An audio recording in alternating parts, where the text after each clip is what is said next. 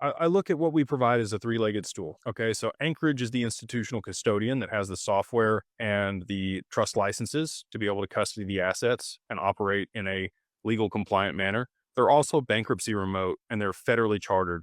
So state chartered bank, they can be also bankruptcy remote and have segregated instance for their custody solution. But if the creditors in a bankruptcy were to pull them to the federal level, their clients would become unsecured creditors.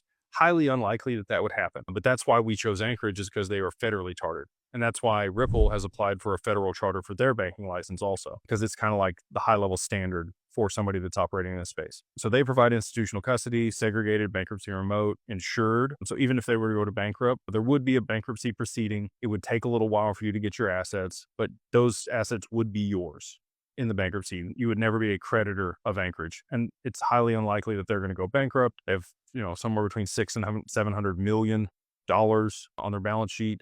They also custody BlackRock's assets for their ETF. So if you want institutional custody, the same as BlackRock, Anchorage is the only option for that. So the other two legs of the stool, we're one of those legs at Digital Wealth Partners. We are an advisor.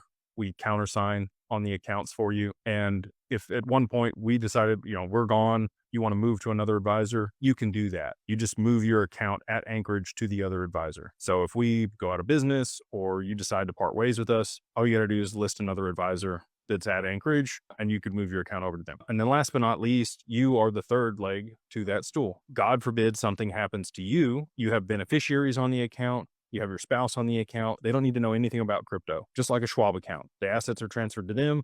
They're not cashed out and given to them in cash, which I've seen many other exchanges and brokers do. They would receive the assets in kind and they would take over the account there at Anchorage and we would be their advisor. So there's always at least two legs of the stool standing.